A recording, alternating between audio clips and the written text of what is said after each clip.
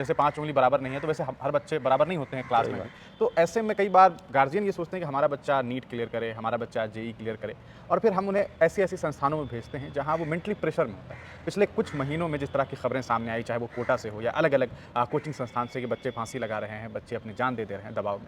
इसके पीछे सर क्या आपको वजह लगती है और इससे कैसे रुका जा सकता है? क्योंकि आप बच्चों के बीच में रहे हैं, आप बच्चों की ज़िंदगी को काफ़ी देखा है आपने, तो आपको ये बात समझ में आएगी कि क्या ऐसी साइकोलॉजी बच्चों के अंदर पनपती है कि ऐसी बातें सामने देखते हैं ना। आपने बात की, लोग आप स्कूल में इंफ्रास्ट्रक्चर देखता है कि बहुत अच्छी बिल्डिंग हो, बहुत अच्छी चीज़ें हों, सर हैं तो साहब हैं, तो ये एक चीज़ दिखाई नहीं पड़ती है। इसके पीछे क्या वजह है? देखिए, चीज़ें दो तरह की होती हैं। एक तो नेचुरल होगा, अब धरती है तो मटमैली होगी ही, वो बाय नेचर है। अब हम लोग सोचें, ये धरती के बगैर किसी लिविंग ऑर्गेनिज्म का सर्वाइवल संभव है भी क्या? नहीं है संभव। आप अपने पूर्वजों को देखिए, चाहे कोई भी सेक्ट हो, आप हिंदुइज्म को लेके चलिएगा तो आप पुराने समय में चलिए, वशिष्ठ को देखिए, द्रोणाचार्य को देखिए।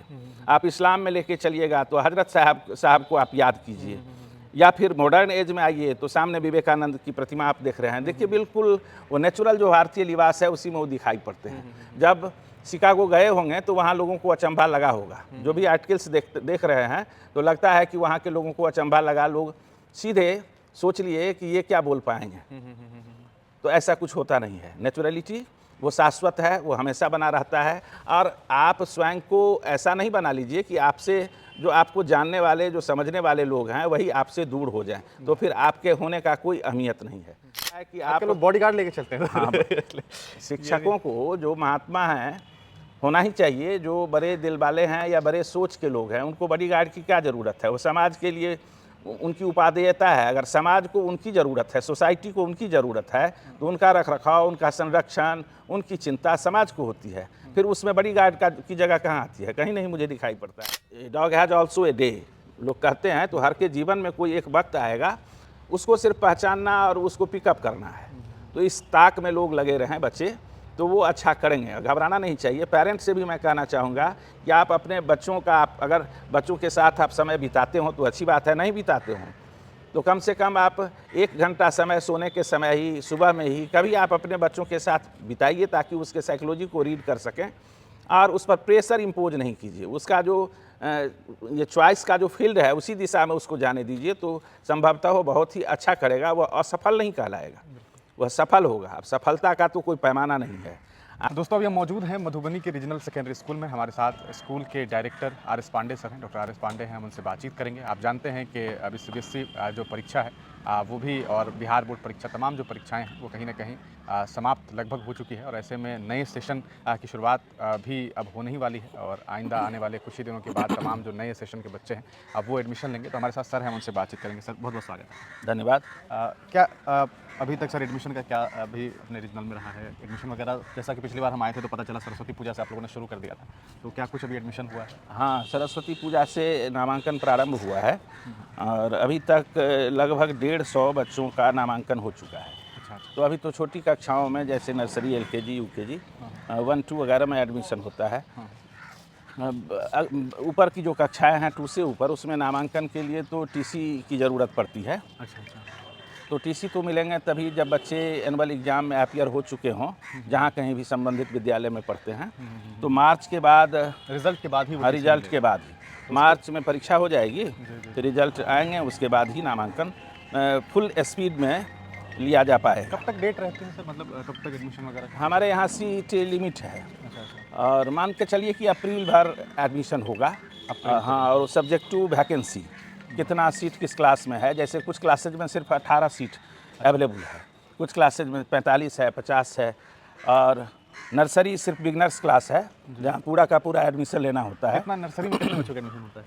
नर्सरी में हमारे यहाँ 200 बच्चों का सीट है। 200 बच्चों। 200। बाकी में वही 15, 20, 45, 50? हाँ, बाकी में चूँकि पहले से वही बच्चे जो अपने हैं, उसके बाद जो वैकेंट सीट्स हैं उसी के एवज में हम नामांकन लेंगे। तो वो जितना जहाँ वैकेंसी है वो जब फुल हो जाएगा, नामांकन बंद हो जाएगी। तो CBSE की जो भी परीक्षाएं हो रही थी वो खत्म हो गई, दोनों परीक्षा? नहीं, अभी बची? ये 10 के लिए मैथ की परीक्षा 10 तारीख को है। अच्छा। 10 मार्च को। अच्छा। वो लास्ट एग्ज़ाम है, मेन एग्ज़ाम 10 का। बाकी कुछ परीक्षाएं 12 की, अब वो इधर के बच्चे कम बच्चे लेते हैं, लेकिन वो अप्रैल के 5 तारीख तक लगभग अप्रैल लास्ट तक हमारे मतलब सेंटर पर 2 अप्रैल तारीख तक परीक्षा है। अच्छा, तो इसके बाद कब तक रिजल्ट संभावित होता है? क्योंकि एग्जामिनेशन का प्रोसेस ऑब्वियसली बात है, जब तक खत्म नहीं होगा तब तक इंटर वगैरह का एडमिशन में भी वक्त लगेगा। हाँ, इवैल्यूएशन शुरू हो गया, जैसे इंग्लिश का इवैल्यूएशन चल रहा है। अच्छा, अभी एग्जाम खत्म हुआ नहीं लेकिन पेपर का इवैल्यूएशन हाँ हाँ, जिन जिन सब्जेक्ट्स की परीक्षाएं हो चुकी है उसका इवैल्यूएशन होगा। जैसे इंग्लिश का भी इवैल्यूएशन प्रारंभ हो गया है, साइंस का भी कल से प्रारंभ हो गया है या कल से प्रारंभ होगा। इसके बाद सोशल साइंस की परीक्षा हो चुकी है तो उसका इवैल्यूएशन होगा। जैसे जैसे परीक्षा खत्म होती जाती है, चाहे वो 10 का हो या 12 का हो, तो इवैल्यूएशन शुरू हो जाता अच्छा, है। एक out of the context question है, लेकिन एवेल्युएशन का जो मामला होता है, क्या अपने स्कूल के भी शिक्षक इसमें इन्वॉल्व होते हैं? अपने यहाँ के स्कूल के टीचर्स को भी बुलाया जाता है? हाँ, मधुबनी ज़िले का आप जानते ही हैं कि यह पुराना स्कूल है जी और बड़ा स्कूल है, तो स्वाभाविक है इवैल्यूएशन हो या बोर्ड की कोई भी गतिविधि हो तो उसमें हमारी भागीदारी ऑब्वियसली बड़ा होगा। जी। तो हमारे यहाँ से लगभग 50 शिक्षक इवैल्यूएशन में 50 शिक्षक डिफरेंट सब्जेक्ट्स में 10 और 12 के लिए वहाँ से लेटर आ चुका है। और जैसे इंग्लिश का बताया कि इवैल्यूएशन चल रहा है तो उसमें 9 टीचर्स रिलीव हो चुके हैं, अच्छा, वो जा चुके हैं। तो ये लोग कहाँ जाते हैं, मतलब पटना, दिल्ली वगैरह? नहीं, लास्ट ईयर तो हमारे अपने यहाँ भी इवैल्यूएशन सेंटर था, लेकिन किसी कारण से इस वर्ष नहीं है। तो यहाँ मधुबनी में इवैल्यूएशन सेंटर है, पोल स्टार IPS और नवोदय विद्यालय। वो बोर्ड का प्रेरोगेटिव है कि वो अपना जहाँ रखें। तो हमारे शिक्षक पोल स्टार में, इंडियन पब्लिक स्कूल में, और कुछ शिक्षक दरभंगा भी हैं। दरभंगा जैसे जीसस सेंट मैरी है, या जहाँ जहाँ इवैल्यूएशन सेंटर है वहाँ दरभंगा सेंटर पर भी हमारे शिक्षक गए हुए हैं। अभी जो सर एडमिशन का वक्त है, ऑब्वियसली बात है, तो कुछ आप कुछ नई चीज़ों को देख रहे हैं जब गार्जियन आ रहे हैं, कुछ परेशानियाँ या कुछ चुनौती आप नए सिरे से कुछ देख पा रहे हैं? अब जैसे यूडाइस में डाटा अपलोड करना होता है, जी जी। तो उसमें पहले तो था सिर्फ कि बच्चे का आधार कार्ड चाहिए। तो इधर एडमिशन के समय में पहले से पेरेंट्स में अवेयरनेस का अभाव था, तो आधार कार्ड को लेके थोड़ी सी परेशानी आती रहती है, लेकिन अब पेरेंट्स भी इन बातों को समझ चुके हैं। अभी जैसे लिया जाना है अपार ID जनरेट करने के अपार लिए। ID एक नई चीज़ आई कि बच्चे, पता चलता है कि कुछ लोग सरकारी स्कूल में भी एडमिशन लिए हुए हैं, पैसा है तो प्राइवेट में भी एडमिशन ले लिया है, तो क्या आप दोनों जगह कॉन्ट्राडिक्ट होगा इससे? नहीं, अब कोई भी बच्चा हो किसी एक ही जगह हो सकता है, या तो प्राइवेट स्कूल में हो जो रजिस्टर्ड हो, या तो बिहार गवर्नमेंट से 8वीं तक का रजिस्ट्रेशन लेता है स्कूल, तो वो रजिस्टर्ड हो, या फिर CBSE से एफिलिएटेड हो। उन्हीं विद्यालयों में बच्चे अब नामांकित हो पाएंगे एक ही जगह, या तो गवर्नमेंट के द्वारा संचालित विद्यालय में हो या प्राइवेटली जो अनएडेड स्कूल है जैसे हम लोगों का स्कूल है, तो ऐसे स्कूल में नामांकित हों बच्चे। अब यहाँ भी और गवर्नमेंट स्कूल में भी दोनों जगह नहीं हो सकते हैं। वैसे हम लोगों के यहाँ तो शुरू से ही ऐसे बच्चों की संख्या नगण्य रही है।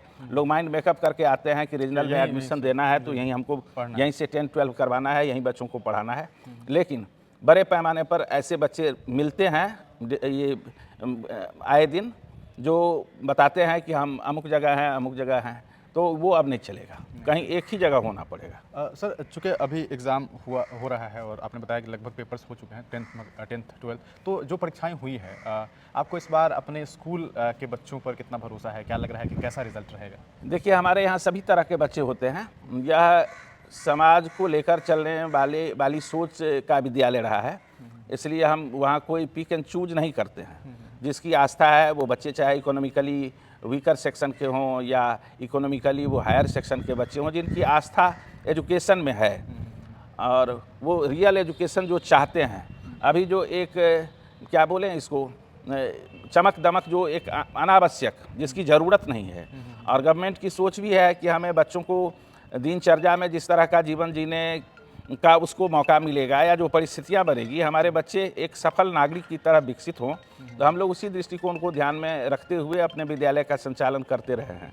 तो बच्चे जो हैं सब तरह के हैं, लेकिन इस बार हमारे बच्चों की तैयारी अच्छी है। बच्चों का जो एक कमिटमेंट देखा है, और बच्चों में जो अनुशासन था पढ़ाई के प्रति, जो उसमें स्टडीनेस या जो कन्विक्शन मैंने देखा है, तो उससे मुझे आशा बन रही है कि बच्चे अच्छा करेंगे, करना चाहिए उनको अच्छा। सर, एक सवाल और भी मैं पूछना चाह रहा हूँ कि बेसिकली जो स्कूल के डायरेक्टर्स होते हैं, उनका जो कहा सकता है, उन्हें जब लोग देखते हैं तो सूट बूट में वो आदमी होता है। मैं अभी गौर कर रहा था बात करते हुए, एक स्लीपर में, चप्पल में है। ये सादगी क्या ये आपका एक तरीका है या फिर ये आपकी ज़िंदगी का एक हिस्सा है? किस तरीके से इसको देखते हैं? क्योंकि देखते हैं ना, आपने बात की, लोग आप स्कूल में इंफ्रास्ट्रक्चर देखता है कि बहुत अच्छी बिल्डिंग हो, बहुत अच्छी चीज़ें हों, सर हैं तो साहब हैं, तो ये एक चीज़ दिखाई नहीं पड़ती है। इसके पीछे क्या वजह है? देखिए, चीज़ें दो तरह की होती हैं। एक तो नेचुरल होगा, अब धरती है तो मटमैली होगी ही, वो बाय नेचर है। अब हम लोग सोचें, ये धरती के बगैर किसी लिविंग ऑर्गेनिज्म का सर्वाइवल संभव है भी क्या? नहीं है संभव। आप अपने पूर्वजों को देखिए, चाहे कोई भी सेक्ट हो, आप हिंदुइज्म को लेके चलिएगा तो आप पुराने समय में चलिए, वशिष्ठ को देखिए, द्रोणाचार्य को देखिए। आप इस्लाम में लेके चलिएगा तो हजरत साहब को आप याद कीजिए, या फिर मॉडर्न एज में आइए तो सामने विवेकानंद की प्रतिमा आप देख रहे हैं। देखिए बिल्कुल वो नेचुरल जो भारतीय लिबास है उसी में वो दिखाई पड़ते हैं। जब शिकागो गए होंगे तो वहाँ लोगों को अचंभा लगा होगा, जो भी आर्टिकल्स देख रहे हैं तो लगता है कि वहाँ के लोगों को अचंभा लगा, लोग सीधे सोच लिए कि ये क्या बोल पाएंगे। तो ऐसा कुछ होता नहीं है। नेचुरलिटी वो शाश्वत है, वो हमेशा बना रहता है। और आप स्वयं को ऐसा नहीं बना लीजिए कि आपसे जो आपको जानने वाले, जो समझने वाले लोग हैं वही आपसे दूर हो जाएं, तो फिर आपके होने का कोई अहमियत नहीं है। दूसरी बात है, आप बताएं कि डायरेक्टर होते हैं। देखिए डायरेक्टर स्वयं के कह देने से तो नहीं होगा। वैसे प्राइवेट स्कूल का जो कंसेप्ट है, टू बी वेरी फ्रैंक, ये तो होता है कि आप लोग बॉडीगार्ड लेके चलते हैं। हाँ, शिक्षकों को जो महात्मा हैं होना ही चाहिए, जो बड़े दिल वाले हैं या बड़े सोच के लोग हैं, उनको बॉडीगार्ड की क्या ज़रूरत है? वो समाज के लिए उनकी उपादेयता है। अगर समाज को उनकी ज़रूरत है, सोसाइटी को उनकी ज़रूरत है, तो उनका रखरखाव, उनका संरक्षण, उनकी चिंता समाज को होती है। फिर उसमें बॉडीगार्ड की जगह कहाँ आती है? कहीं नहीं मुझे दिखाई पड़ता है। सपोज कीजिए कि मुझे ही कहीं जाना है, तो मधुबनी जैसे जगहों में या तो लगातार 10 फैमिली में मेरा बच्चा होगा, या अगर कहीं 10 घर में मेरा बच्चा नहीं है तो फिर आगे 10 घर में मेरा बच्चा होगा। तो मुझे जब अपने ही बच्चों के बीच जाना है, अपने बच्चों के अभिभावकों के बीच जाना है, जहाँ स्टेप टू स्टेप हमारे लोग हैं, हमारे बच्चे हैं। लोग क्या, बच्चे जो होते हैं वो अगर रियली आप टीचर हैं तो वो बच्चा अपने जान की जोखिम ले लेगा मोल, और अपने शिक्षकों को हार्म नहीं होने देना चाहेगा। तो वो तब होगा जब शिक्षक भी वो मैच्योर्ड सोच के हों और वो सोचते हों कि हम जब तक खड़े हैं हमारे बच्चों का कोई हार्म नहीं हो। अगर यह म्यूचुअल अंडरस्टैंडिंग हो तो फिर ऐसे लोगों को बॉडीगार्ड की क्या ज़रूरत है? अगर अपने ही बच्चों के अभिभावकों के बीच मुझे डर सता रही हो तो मुझे फिर इस फील्ड में नहीं होना चाहिए।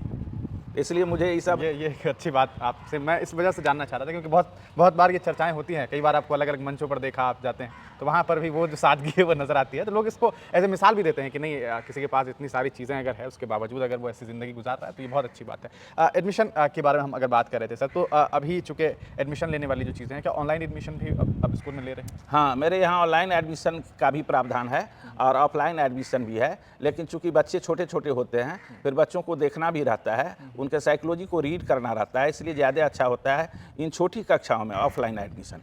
अगर किन्हीं के सामने व्यवस्था है तो ऑनलाइन एडमिशन भी ले सकते हैं, लेकिन बच्चा को देखना पसंद मैं करता हूँ। एक आखिरी सवाल सर हम लेंगे आपसे, जो चूँकि यहाँ 12th तक पढ़ाई होती है, बच्चे 12th के बाद जब घर से यहाँ कॉलेज से निकलते हैं, फिर वो घर से बाहर निकलते हैं, गार्जियन जब उन्हें भेजते हैं, तो कई बार बच्चों को लेकर के गार्जियन की ये बातें होती है कि चूँकि बच्चों के अंदर तमाम जैसे 5 उंगली बराबर नहीं है, तो वैसे हर बच्चे बराबर नहीं होते हैं क्लास में भी।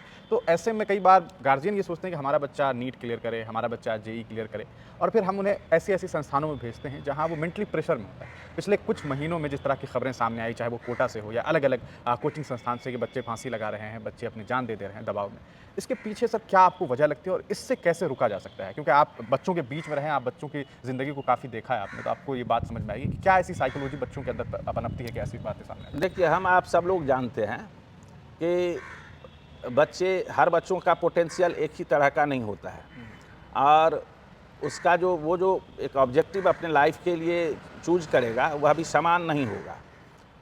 या तो बच्चे देखा देखी में चले जा रहे हैं। अभी से 2-4 वर्ष पहले अगर किसी बच्चे से पूछते या किन्हीं अभिभावक से कि अब बच्चों को से क्या करवाना है, तो अभिभावक भी बताते कि इसको इंजीनियरिंग में भेजना है, इसको मेडिकल में भेजना है। बस 2 ही ऑप्शन लोगों के सामने सीधे डायरेक्ट आता है, और यह मिथक आज तक दूर नहीं हुई है, बल्कि 2-3 साल से मैं देख रहा हूँ कि आर्ट्स या कॉमर्स स्ट्रीम में भी अच्छे बच्चे आते हैं, क्योंकि वहाँ फ्यूचर प्रॉस्पेक्ट वहाँ भी अच्छा है। अभी लोग सर कमज़ोर समझते हैं कि आर्ट्स में कमज़ोर बच्चा है तो आर्ट्स में भेज दो। नहीं, मैं आपको बताऊं कि मेरे यहाँ अब 5-7 साल पहले एक बैच में श्रुति नाम की एक बच्ची डिस्ट्रिक्ट टॉपर थी।